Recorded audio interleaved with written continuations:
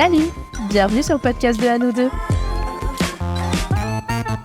Parfois, on oublie que nos parents sont avant tout des êtres humains à part entière, comme vous et moi. Parfois, on oublie qu'avant d'être maman, son identité c'est Edwige et que son nom de maman ne définit pas uniquement qui elle est. Aujourd'hui, j'ai eu envie de poser 7 questions importantes à ma mère. 7 questions larges mais précises en même temps. 7 questions pour apprendre un peu plus qui est Edwige, ma maman depuis 34 ans. Salut à tous, bienvenue dans ce nouvel épisode du podcast. Aujourd'hui, comme je l'ai annoncé dans l'introduction de cet épisode, je suis ravie d'accueillir ma maman. J'ai décidé de lui poser 7 questions importantes.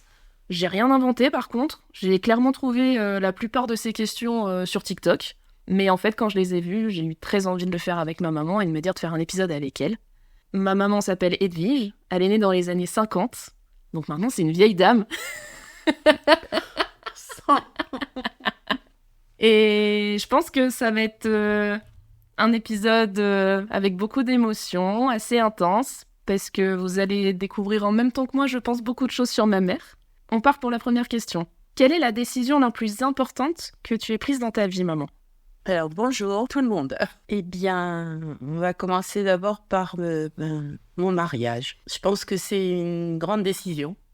Pourquoi tu penses que c'est une grande décision, le mariage ? Parce que, à l'époque, on se mariait assez jeune. Bah, toi, en plus, tu t'es mariée le jour de tes 21 ans, qui était le jour de la majorité. Exact. Avant. Parce qu'avant, c'était 21 ans, pas 18 ans. Voilà. Donc, voilà, bah, oui, ça marque. Aujourd'hui, je me rends compte que c'était un peu trop jeune. Avec le recul ? Avec le recul.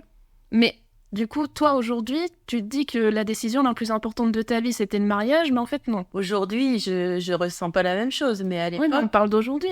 Oui. Aujourd'hui, pour toi, quelle a été la décision la plus importante de ta vie ? Je pense de travailler avec mon mari pour une grande société, de se lancer sans bagage intellectuel, sans argent. Pourquoi tu dis sans bagage intellectuel ? Parce que moi, je n'avais pas de bagage intellectuel. Ça veut dire quoi pour toi ? C'est que tu n'avais pas de diplôme ? J'avais le certificat d'études. Certificat d'études, on va dire que ça correspond au brevet des collèges d'aujourd'hui à peu près. Oui. Je crois que c'est à peu près ça. Oui, aujourd'hui, oui. Ok. Mais... Et papa non plus n'avait pas. Papa avait un brevet. Si, papa avait un brevet de mécanicien. Ouais, ok. Voilà. Lui, il avait son brevet de mécanicien. Moi, non.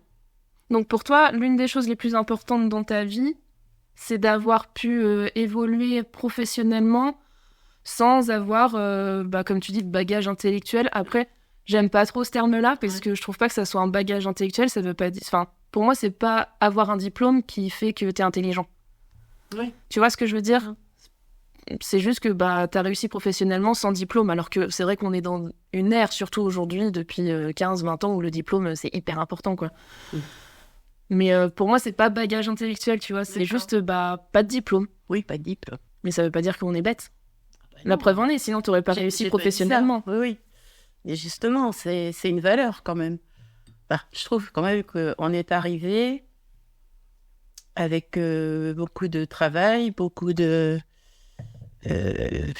on est arrivé à évoluer dans une entreprise importante, quoi. Et tu veux expliquer ce que c'était votre métier ?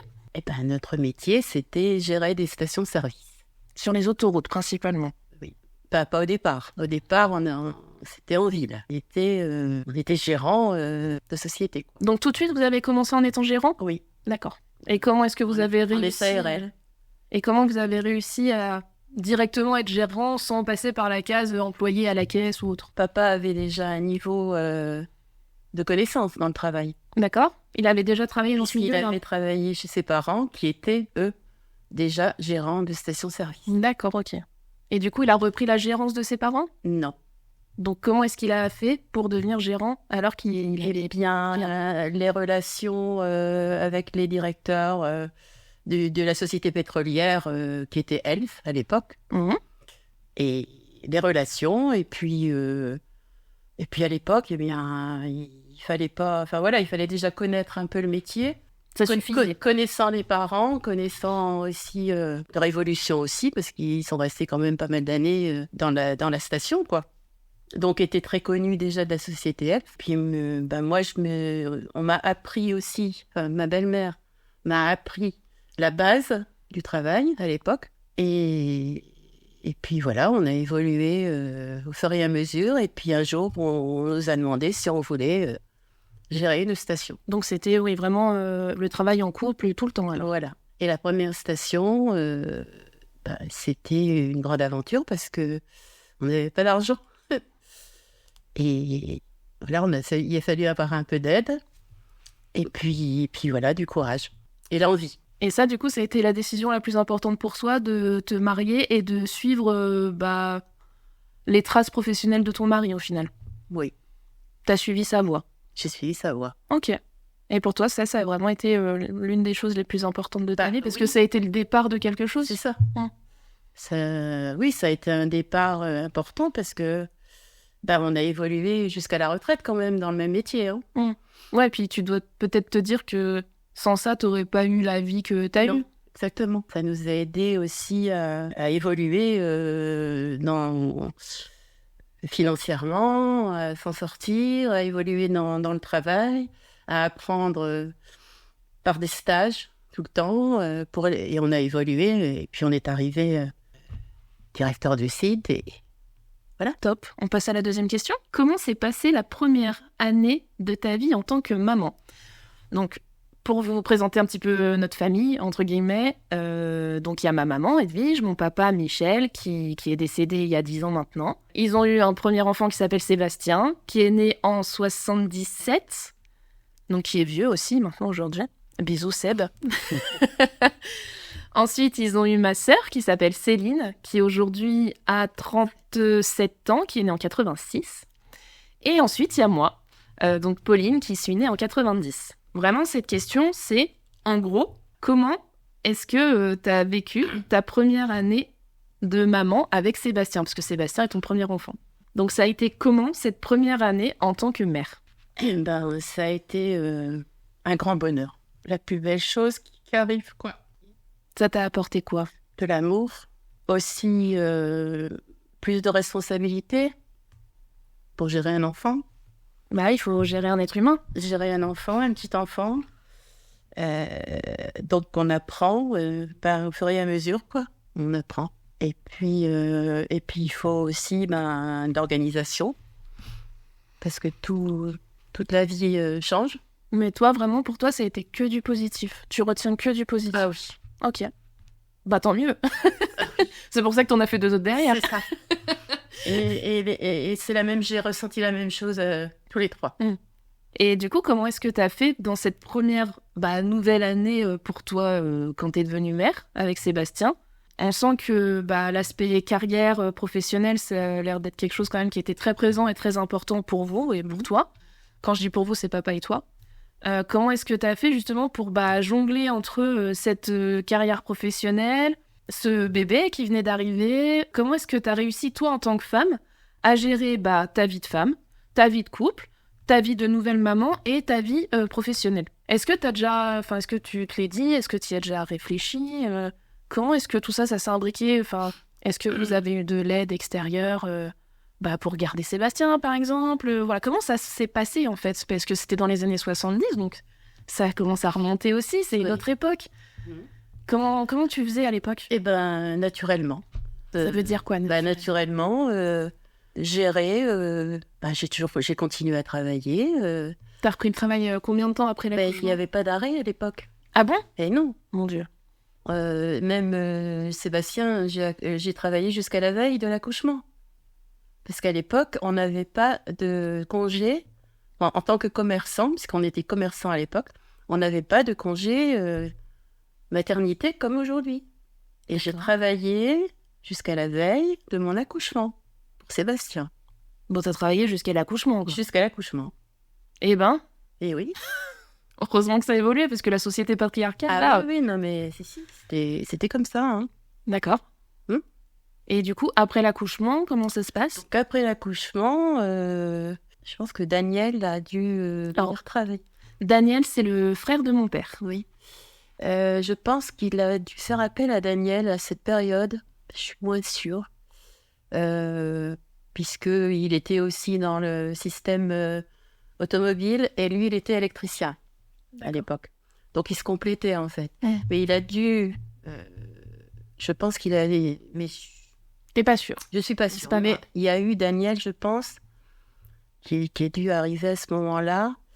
Et j'ai ma maman, donc la mamie, qui s'occupait de Sébastien, qui venait de temps en temps gérer Sébastien. Mais j'avais pas de nounou à l'époque. Ok. Ouais, c'est ta mère qui... voilà, qui c'est s'occupait ma un peu de mamie à Sébastien. l'époque qui venait régulièrement sur place pour s'occuper de Sébastien. Et non, j'avais pas de nounou. Ok. Donc on jonglait comme ça, on s'organisait comme ça. Et est-ce que toi, à l'époque... Enfin, tu sais, aujourd'hui... Alors, moi, la première, hein, mais je trouve qu'on est vachement dans une ère où on réfléchit beaucoup à ce qu'on ressent, à comment on vit les choses. Tu vois, on se remet un peu en question, on essaye de se comprendre plus à l'intérieur. Et de ce que je comprends dans ta réponse, c'est que, en fait... toi ou à votre époque, je sais pas si c'est une généralité, mais en fait, on n'a pas le temps de réfléchir, on y va, quoi. C'est ça. Quand tu as dit naturellement, pour moi, c'était vraiment, en fait, je réfléchis pas, c'est tout, ça coule, ça se passe, quoi. C'est tout à fait ça. Ok. Pas de réflexion, il fallait... voilà. Faut y aller, quoi. Naturel, c'est pour ça que je dis naturellement. Il fallait y aller. Ok. Après, c'est vrai que j'avais quand même un tempérament à savoir à être organisée, déjà, très jeune. Parce que dans mon enfance, j'étais déjà très organisée. Donc, j'avais cette base quand même. Après, je faisais déjà beaucoup de choses quand j'étais gamine, quoi. Donc, j'avais déjà ce truc à la base. Et puis, c'est vrai que je savais m'organiser. T'avais déjà un peu ce truc de maman avant d'être maman, quoi. Ben oui. Organisée, toujours, jongler avec C'est plusieurs ça. facettes, plusieurs choses. Gérer beaucoup de choses. Et d'ailleurs, ça m'a toujours suivi toute ma vie. Et heureusement. Pourquoi tu dis heureusement? Parce que il faut être comme ça, quoi, pour s'en sortir. Tu penses? Pour savoir gérer beaucoup de choses, non? Enfin, je sais pas. Après, on peut faire le choix de gérer moins de choses. On n'est pas obligé de gérer beaucoup de choses. On peut juste faire des choix et se dire, ça, non, je n'en veux pas. Comme Oui. c'est pas un sujet tabou entre nous. Moi, par exemple, j'ai décidé de ne pas gérer d'enfants parce que je n'en veux pas. Donc ça, tu vois, c'est un choix de me dire, ça, je ne veux pas le gérer. Donc c'est pour ça que je te dis que on peut aussi avoir un tempérament à vouloir gérer plein de trucs différents en même temps. Mais il y a peut-être aussi des personnes ou des moments dans la vie où on a envie de gérer bien, mais moins. Parce qu'il y a peut-être des personnes qui ont d'autres visions, d'autres horizons, d'autres envies que mari, travail, enfant. Oui, non, mais c'est sûr. Mais après, encore une fois, on remet dans le contexte que t'es né dans les années 50. Il faut voir le contexte. Donc, c'est une autre vision que ce qu'on a aujourd'hui. Tout à fait. Donc, c'est normal aussi. Ça n'a rien à voir. C'est pas la même éducation, c'est pas la même vision des choses, c'est pas la même société non plus. Tout a changé. En mieux. En différent. Il y a du mieux et du moins bon. Quand même. En tout cas, pour la femme, je trouve que c'est un petit peu mieux. Ah, c'est pas encore ça, mais c'est un peu mieux parce que maintenant, il y a le congé. C'est quand même nettement mieux. On passe à la troisième question. Aujourd'hui, t'as 71 ans. On dit que c'est pas très galant de dire l'âge des dames, mais bon. C'est pas grave. Un âge, c'est un âge. Ouais. Du coup, quelles sont les choses les plus belles et les plus dures dans le fait de vieillir? Donc, c'est une question en deux parties. Ouais. Donc, on va faire déjà la première. Pour toi, quelles sont les plus belles choses dans le fait de vieillir? Alors, la plus belle chose, la maturité. Ça, la vision des choses est différente. On est plus réfléchi. On est plus posé. On comprend beaucoup plus de choses aussi. C'est normal, il y a l'expérience. Avec le temps. Et l'expérience. Et puis, on réagit mieux, je pense. Plus calmement, plus posément. Donc toi, tu dirais que dans le fait de vieillir, une des choses les plus positives, c'est en fait finalement peut-être de s'apaiser dans ses émotions et dans ses réactions. Exactement. T'es plus posé émotionnellement? Oui. Plus aujourd'hui qu'à 30 ans? Oui. Qu'à 40 aussi? Oui. C'est à partir de quel âge à peu près où t'as ressenti cet apaisement? 50 et 60, peut-être 50, 60, peut-être plus près des 60, parce que peut-être on arrive en fin de parcours de travail aussi. Donc du coup, n'a plus tout à fait la même vision des choses. Bah, c'est plus les mêmes enjeux, peut-être. Voilà. Tu te dis que tu arrives en bout de course de quelque chose que tu as entrepris il y a 30 ans. C'est ça. Et du coup, c'est différent. C'est quoi qui est différent? C'est ta vision des choses, de ta vie, de... Bah, on est moins dans... Comment je vais dire? Quand on démarre une vie de travail, on est à fond dans le... Comment je vais dire ça? T'es hyper motivé, tu veux dire? Voilà, à fond dedans. On est à fond dedans, il faut s'en sortir, il faut arriver à l'objectif, il faut tout ça, quoi. Que après, bon, ben voilà, hein, c'est plus cool, quoi. On a tendance à relâcher un peu. On n'est plus dans la même... Dans la même dynamique? Voilà, dans la même dynamique. Oui, disponible pour mes petites filles, c'est important.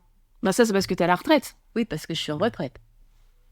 Parce qu'il y a des mamies qui sont pas à la retraite quand elles ont leurs petits-enfants. Bon, mais ça, donc c'est sûr que t'as du temps. Voilà, j'ai du temps et ça fait partie des choses bien. Enfin, pour moi, c'est du positif aujourd'hui dans ma situation. Et du coup, qu'est-ce qui est selon toi le plus dur dans le fait de vieillir? C'est que le temps passe plus vite. Et du coup, ça veut dire que on vieillit encore plus vite. Ça, c'est vraiment une sensation. Ouais. Bon, après, malheureusement, je vieillis seule. Ça aussi, c'est très dur. Oui, parce que c'est vrai que j'ai pas forcément précisé, mais avec papa, vous êtes mariés, vous l'êtes toujours, entre guillemets, vous avez toujours vécu ensemble. Voilà, papa est parti...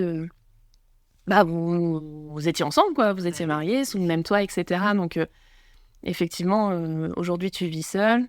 Il est parti brutalement. Brutalement et assez tôt. Papa est décédé à 61 ans. Donc, juste à la retraite.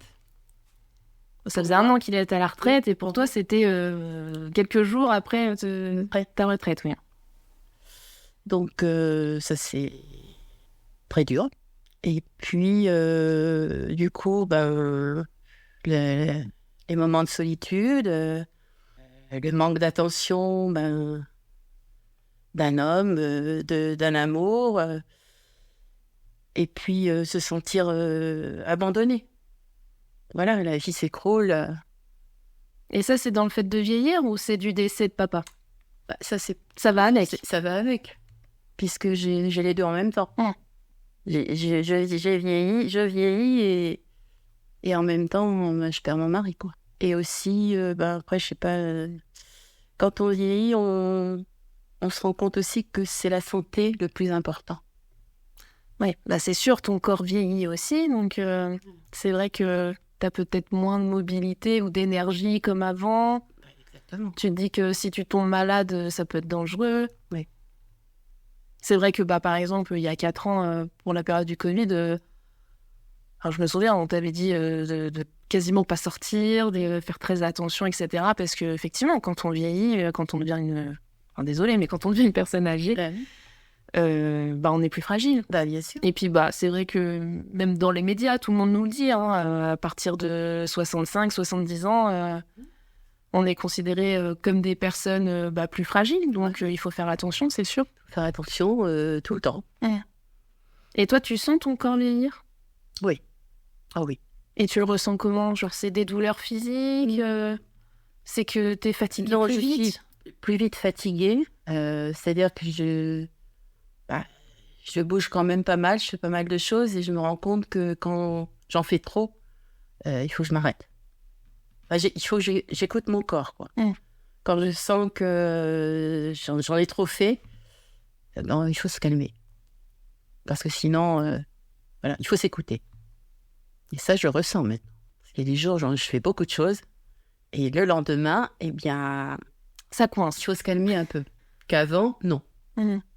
Et quand tu parlais tout à l'heure de ce sentiment de solitude, etc., comment est-ce que tu essayes de pallier à ça? Comment est-ce que tu le gères, justement, cette solitude? Curieusement, on peut se sentir seul et ne pas avoir envie d'être avec une autre personne. On se sent seul, mais on a envie aussi d'être seul, en fait. D'être tranquille. Après, peut-être que je divague un petit peu, je digresse, mais il y a aussi le fait que, comme on le disait au tout début de l'épisode, tu t'es mariée à ta majorité, Donc, tu as toujours vécu soit avec tes parents, soit avec papa. Oui. Et aussi, bon, bah, c'est malheureux, hein, évidemment, que papa soit parti si tôt, mais est-ce que aussi, c'est une solitude, mais qui t'apporte aussi de l'indépendance que tu n'as peut-être jamais connue avant? Oui, ça aussi, oui, c'est vrai. C'est une solitude, mais en même temps, une genre de liberté aussi, si on veut.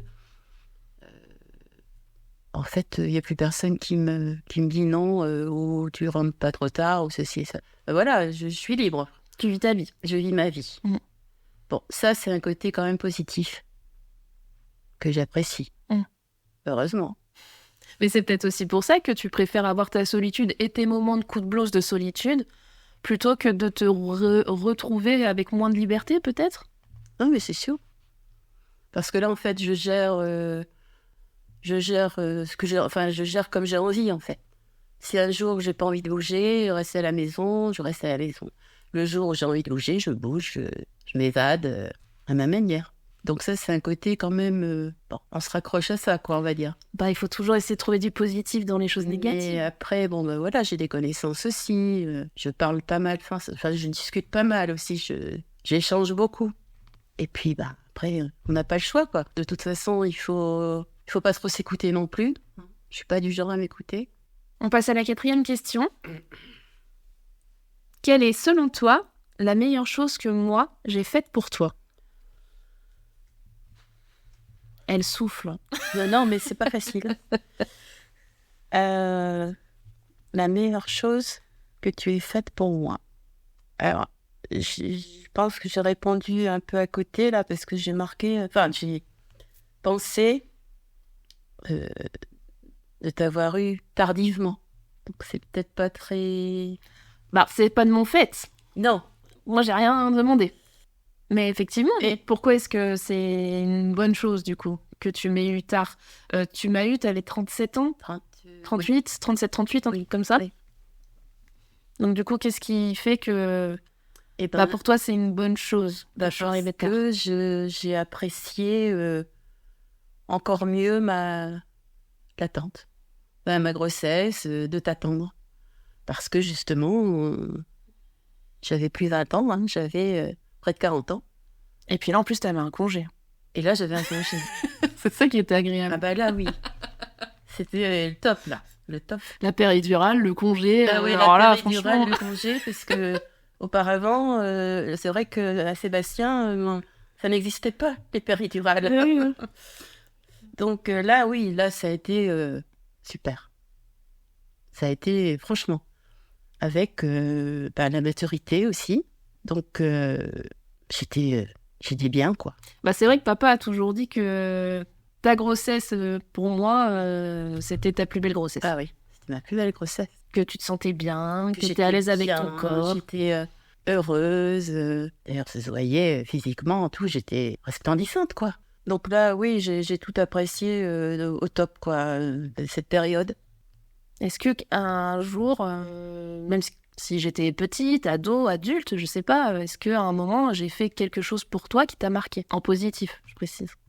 Des petites attentions, par exemple, bon, bah là, c'est plus récent, mais quand je me suis retrouvée seule, t'as essayé de me proposer des choses pour m'occuper. Et c'est vrai que la chose qui dure encore aujourd'hui, c'est le cours floral. Et ça fait partie des choses que j'apprécie. Et tu me l'as fait. Et j'y suis encore parce que je peux plus m'en passer. Donc pour moi, c'est important. Très important. Ça paraît peut-être... mais pour moi, c'est important et c'est toi qui me l'as... C'est grâce à toi. Bah, j'ai essayé de te faire plein de trucs. Hein. Oui. C'est le seul qui a pris. Oui, parce que j'aime ça. Je sais. Parce que c'est ma passion. Donc forcément, après, il fallait que je me libère aussi. Parce qu'il m'a fallu du temps pour me libérer, pour essayer d'aller vers les autres. Ça a été très, très, très long. Et ça, on ne peut pas forcer les choses. Non, c'est sûr. Donc, on peut proposer, mais on peut pas proposer. forcer. Donc là, c'est... Oui, ça a été le truc qui me plaît, où je suis passionnée, quoi. Et puis on fait des rencontres. Donc, c'est important pour moi. C'est vraiment ça. Ça, c'est grâce à toi. Tout le monde le sait que c'est grâce à toi. Ok. On passe à la question 5. Qu'as-tu appris de tes parents à toi ?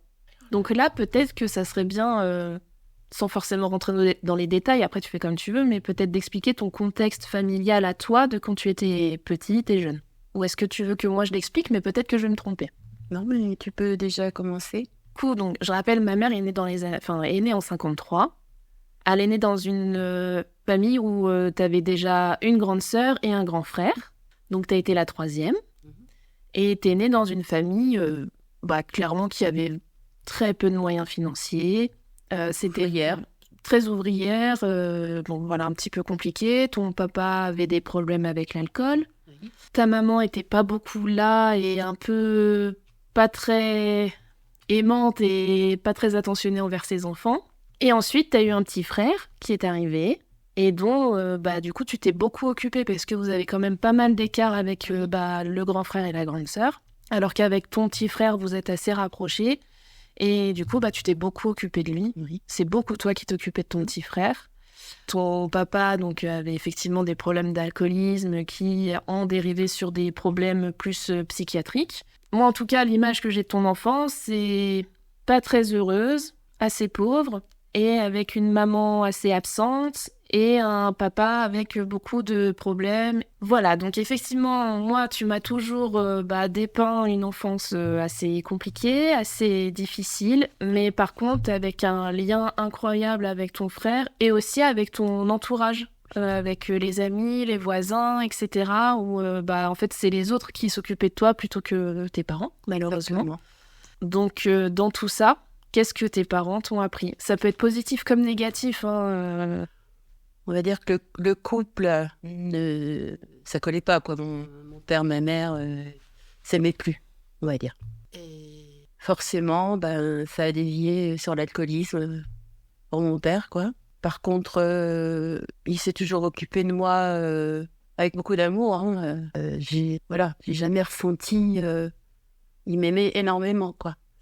Mais il fallait vivre avec ça, avec les crises de délirium. Et enfant, c'est très difficile à voir, quoi, et à comprendre. Donc ça, je l'ai vécu. Étant donné que mes parents ne s'entendaient plus, ma mère n'était pas souvent à la maison. Elle s'évadait chez la voisine pour discuter. Pas envie de faire le ménage. Elle faisait quand même les repas. Mais tout ce qui était ménage, ça la branchait plus non plus. Dès que j'ai pu... commencer à aider à gérer le ménage et tout le quotidien. C'est moi qui faisais le ménage, c'est moi qui faisais le repassage. Vers quel âge, tu te souviens ? Très jeune, j'avais 11 ans, 12 ans, moi qui gérais tout ça parce que je voulais que ça soit propre aussi, la maison, à l'époque. Ouais, t'as aussi peut-être à cet âge-là commencé à avoir la conscience de te dire que toi, t'en avais marre de vivre dans un endroit comme ça, quoi. Alors déjà que c'était, on était pauvres et si c'était sale, c'est pas possible. Donc j'avais déjà l'instinct, c'était en moi. Hein. C'est moi qui ai décidé de... Puis elle a pas dit non, hein, forcément. Donc c'est vrai que j'ai toujours... je me suis occupée du ménage, j'allais faire les courses, je faisais le repassage. Donc t'occupais beaucoup de ton... Et je m'occupais d'Eric aussi parce que... Pareil, je lui faisais le repas souvent le soir parce que ma mère, elle avait pas trop envie. C'était le midi, on faisait le repas du midi, mais le soir, il fallait qu'on se débrouille. Donc pas trop de vie de famille ? Pas du tout de vie de famille. Pas du tout ? Pas du tout de vie de famille. Pas de vie... on fêtait jamais... Il se passait rien, quoi. Il n'y avait pas de Noël, il n'y avait pas... Pas d'événements. Rien. Même les anniversaires ? Rien. Il se passait rien. Et c'est pour ça que j'étais jamais à la maison non plus, parce que j'allais... T'avais pas envie chez la voisine où il y avait une vraie vie de famille. Et c'est elle qui m'a appris aussi à faire la cuisine et qui s'est occupée de moi à la limite. Hein. Freda, heureusement qu'elle était là, hein, comme si j'étais sa fille. Donc c'était mon refuge parce que j'avais un pain, Roger, il avait le même âge que moi. Enfin voilà, il y avait une famille où je me sentais bien, quoi. La maison, on n'avait pas envie d'y être. Et ça t'a appris quoi alors ? Pour répondre à la question. Ça m'a appris de mes parents. C'est plutôt négatif ? Ils m'ont appris quand même le respect. Parce que ça, je peux pas dire le respect, la politesse, on va dire les bases, quoi. Ils m'ont donné un peu de l'amour à leur manière. Mais c'était un peu égoïste. Enfin, il fallait que je sois toujours la petite fille parfaite avec maman. Il fallait toujours que je sois nickel chrome, bien habillée, bien coiffée. Il fallait que je paraisse bien pour les gens. Mais il y a une explication à ça, mais j'en parlerai pas. Ok, pas de souci. Avec ta grande sœur et ton grand frère, du coup, à l'époque, Oui. eux, ils sont partis dès qu'ils ont quitté la maison. Comment ça se passait avec eux? Marie-Paul, elle a fait un peu de bêtises, quoi. Marie-Paul, elle a fait une fugue quand elle avait 17 ans. Et bon, bah, ça s'est pas bien passé, quoi, avec ma mère. Elle l'a éloignée en même temps, parce que après sa fugue, elle a pas voulu l'accepter. Elle a plus voulu l'accepter. Elle l'a envoyée en maison. Les maisons, là, à l'époque, tu sais, des femmes seules. Elle a pas voulu s'en occuper, même. Et ça, par contre, je lui en ai toujours voulu. Puis j'avais mal au cœur pour ma sœur, quoi. Malgré qu'elle avait fait une faute, mais ça arrive de faire des bêtises. Donc là, j'ai pas apprécié du tout. J'ai jamais apprécié. Et puis, mon grand frère, lui, il est parti très vite aussi parce qu'il s'est lancé dans la politique. Et puis, il faisait partie des jeunes communiste. Il s'est éloigné de la maison en s'occupant des affiches. À l'époque, c'était... Puis il a évolué dans le bon sens aussi. Là aussi, c'est une fierté. Parce qu'il s'est débrouillé. Ouais, mais pourquoi? Parce qu'il est arrivé où? Parce que t'expliques pas où est-ce qu'il en est arrivé. Il en est arrivé à être député en démarrant en colleur d'affiches et sans aide de ses parents. Il s'est débrouillé tout seul. Et puis pour la petite parenthèse, donc le frère de ma mère s'appelle Alain Bocquet. Et donc, il a été député communiste à l'Assemblée nationale et c'est le député qui a eu le plus long mandat à l'Assemblée nationale jusqu'à aujourd'hui. Donc maintenant, il a arrêté. Il est toujours maire, mais en tant que député, il a arrêté. Mais c'est le député français qui a eu le plus long mandat à l'Assemblée nationale. Donc, on peut dire qu'il aimait son métier. Oui, c'est un vrai. S'y accrocher jusqu'au bout. Et mon petit frère, donc Eric, pareil, il a quand même fait des études. Il a été professeur. Il a été professeur de langue. Il a aussi fait de la politique en même temps. Aujourd'hui, il est sénateur. Et bon, de la même façon, en fait, on s'est tous débrouillés par soi-même. Donc, c'est quand même une fierté pour tout le monde. Donc c'est ça tu dirais que tes parents t'ont appris, c'est que avec leur absence, avec leur comportement, leurs problèmes aussi, de ce que je ressens, de ce qui ressort, c'est que ce que t'as appris de la part de tes parents, c'est l'indépendance et le fait d'apprendre à se débrouiller seul. Oui. Pour toi, tes parents, ils t'ont appris que dans la vie, on est seul? Non, mais étant donné leur vie, parce qu'à l'époque, on divorçait pas. On restait avec l'homme avec qui ça va plus, jusqu'au bout. On divorçait pas à l'époque. Donc forcément, c'est spécial de vivre avec un couple, un papa et une maman qui se parlent pas, qui s'engueulent. C'est dur, quoi. Mais ils t'ont appris à être indépendante. Trop tôt. Mais ils t'ont appris à être indépendante. Tôt. Mais quelque part, j'étais certainement plus heureuse de partir, de les quitter, que de rester dans cette ambiance, quoi. Et après, heureusement, dans l'histoire, j'avais un oncle, le frère de ma mère, Tom. Et grâce à lui, c'est lui qui m'a appris énormément de choses. Il m'a toujours épaulée, il s'est toujours occupé de moi.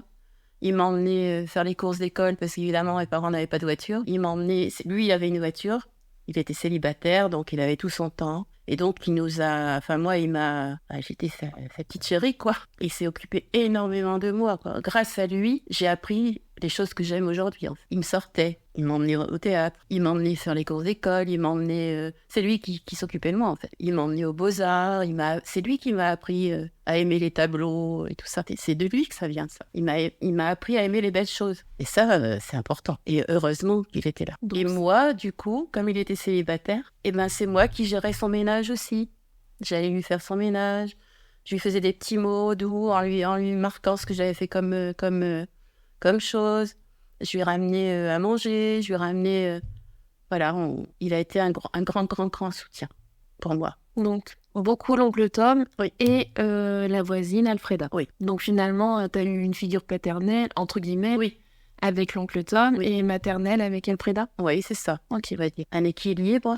Et puis un équilibre de famille, je l'avais chez Alfreda aussi. Et ça m'a aidée aussi, de toute façon. Puis après, en grandissant, j'avais des copines aussi. J'avais pas mal de copines. Et puis t'as fait Miss France, maman. Il y a un moment, faut en parler quand même de cet épisode. Oh là là, mon Dieu.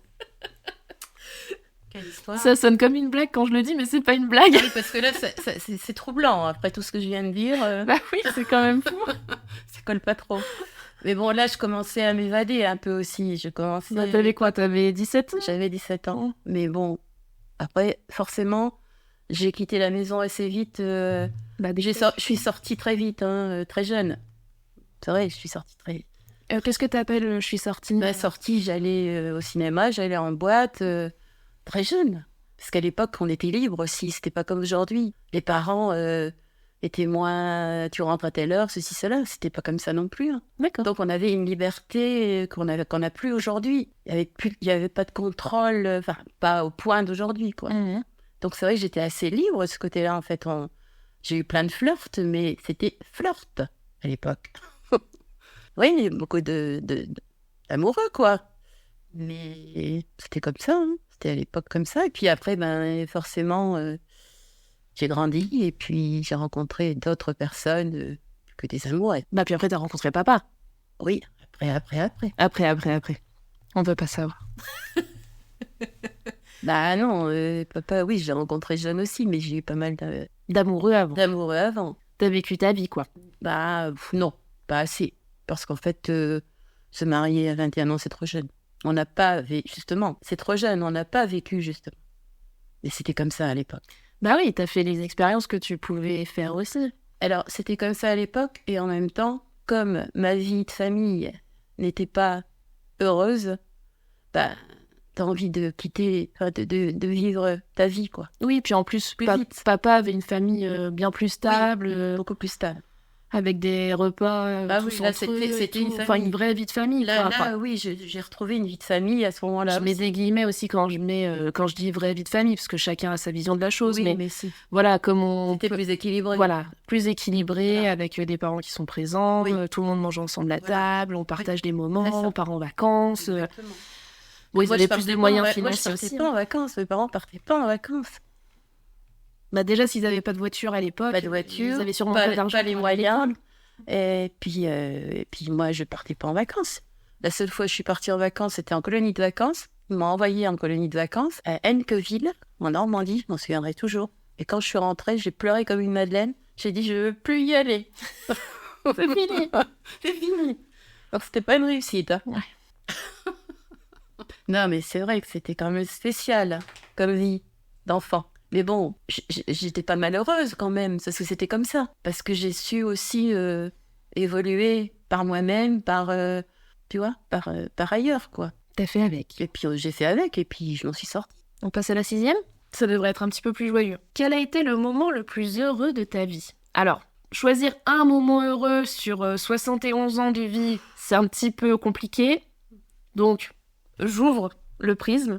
Et on peut aller jusqu'à 3-4 moments heureux. Parce que 1, c'est un peu short. Étant donné que tu as eu 3 enfants, déjà, il y a 3 moments heureux. Voilà, c'est ça. Donc déjà, on va commencer par ça. Parce que les moments les plus heureux, c'est la naissance de mes enfants. Parce que c'est ma fierté. Et puis je veux le bonheur de mes enfants. Je veux qu'ils soient heureux. Sinon, après, il y a eu d'autres bonheurs... Les premières vacances que l'on a gagnées par concours au travail, c'était Corfou. Alors moi, qui n'étais jamais partie en vacances, ça a été un événement formidable, quoi, parce que là, on gagne un voyage à Corfou au Club Méditerranée. Ça a été inoubliable. Ça a été magnifique. Là, ça fait partie des moments, pour moi, qui ont été, génial, quoi. Et puis, heureusement, on en a gagné d'autres, des voyages. Et du coup, ça aussi, ça fait beaucoup de bien, de pouvoir voyager enfin, en gagnant des voyages, donc c'est encore mieux. On les paye pas. On les paye pas. Et puis, toujours de très beaux voyages, quoi. Donc, c'est vrai qu'on en a fait quand même pas mal. Et ça a été... Il y a des moments magnifiques, quoi, inoubliables. Après, des moments en famille aussi, de retrouvailles, de se réunir ensemble, tout ça aussi, c'est important. Les Noëls et tout ça, c'est des moments heureux, quoi. C'est très important. La naissance de la petite fille, oui. Oui, ça c'est plus récent, mais ça fait partie des choses de ma vie. Et heureusement, aujourd'hui, parce que c'est quand même un soutien en plus, quoi. Ça permet de rester un peu jeune, quand même. Même très jeune. Parce que Adèle, donc Céline a eu 2 filles, Adèle et Olivia. Donc Adèle a 7 ans et demi, Olivia en a 3. Donc c'est très jeune. Très jeune, et puis c'est tellement... Faut garder la pêche. C'est ça. Ben, ça permet de garder la pêche, justement. Ça booste. Ça booste à un point incroyable. Et ça fait un bien fou. Moi, ça me fait un bien fou. Ça me permet de repartir. J'ai eu quand je les ai à la maison, quand j'ai l'une ou l'autre à la maison, ça me remet un peu en forme, quoi. Ça te remet d'aplomb, ça te booste. Ça me booste, ça me requinque, c'est de l'amour. Enfin, voilà, c'est des choses simples, mais importantes. Donc, je résume. Les moments les plus heureux de ta vie, c'est la naissance de tes 3 enfants, la naissance de tes petites filles, et les voyages que tu as pu faire avec le travail. Avec le travail. C'est pas mal quand même. Bah oui. Ça fait des gros bons moments heureux. Oui. Bon, après, j'ai dit les choses principales. Hein.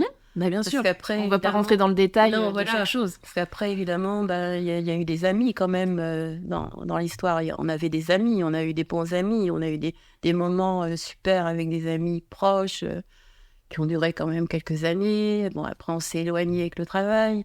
Mais ça, c'est des moments aussi qui restent, quoi, qu'on n'oublie pas. Cette période-là, avec les amis, ça reste. Et puis aussi, ça fait toujours partie des amis, mais les amis que l'on a connus avant de se marier, famille italienne. Et bien là aussi, c'était très fort, quoi. C'était des moments toujours super. On passe à la dernière. Quand tu seras partie, quelle est la chose dont tu veux que je me souvienne pour toujours ? C'est compliqué. Qu'est-ce que tu aimerais que je retienne de toi ? Mon amour pour vous, déjà. Je crois que pour moi, c'est le principal, quoi. Soyez toujours être heureux, que pas vous voir malheureux, quoi, déjà. J'espère que j'aurai été une bonne maman. Je sais pas ce que ça veut dire une bonne maman, mais... une bonne maman à tes yeux. Une maman qui t'aurait été satisfaite de moi, ou la valeur travail, peut-être. Je vous ai toujours montré que j'ai toujours travaillé toute ma vie aussi. Toute ma vie, j'ai travaillé avec mes 3 enfants. C'est une valeur travail, quoi. Enfin, je vous aurais laissé une valeur travail par rapport à moi. Après, gérer la famille, nous apprendre la cuisine. Ah ouais, mais ça fait partie des choses. Hein. Vous avez appris. Je fais les meilleures vinaigrettes du monde grâce à toi. Voilà, par exemple, c'est votre spécialité, la vinaigrette. Tout le monde me demande la recette. C'est vrai en plus. Alors que bon. Et oui, déjà, il y a ça aussi, la cuisine, les pizzas. J'étais spécialiste de pizza aussi à l'époque. Le hachis parmentier. De hachis parmentier. Ah oui, le hachis parmentier. Ah oui, le hachis parmentier. Oui, c'est vrai, ça, c'est un truc... Lui, il est inscrit dans notre ADN. Lui. Ah ouais, lui, il est inscrit. Et puis, oui, la cuisine en général, quoi. Que savoir tenir une maison, je pense que je l'ai prouvé aussi. Toute ma vie.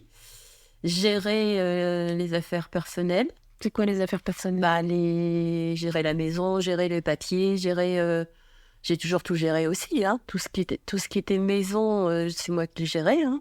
Donc ça, t'aimerais qu'on retienne ça de toi ? J'en sais rien. Que ça soit quelque chose qu'on retienne d'un apprentissage ? C'est peut-être pas le plus important, non, mais bon, Moi, ta première réponse... Mon amour. Voilà, ton amour, ça, c'est très bien. Je crois que ça, c'est la plus belle chose, non ? Après, le reste, c'est basique, quoi, on va dire. C'est la vie, quoi, après. Mon amour, hein. Bon, on va arrêter l'épisode là-dessus, alors. Bah oui. De toute façon, il y a beaucoup d'amour dans tout ça. C'est une belle fin. C'est très important. C'est le plus important. Et on vous laisse sur les jolis mots de ma maman. L'amour, c'est ce qu'il y a de plus important. Et oui. Merci d'avoir partagé ce moment avec nous. Si cet épisode vous a plu, n'hésitez pas à en parler autour de vous et sur les réseaux sociaux. Et pour rappel, le podcast à nous deux, c'est un mardi sur 2.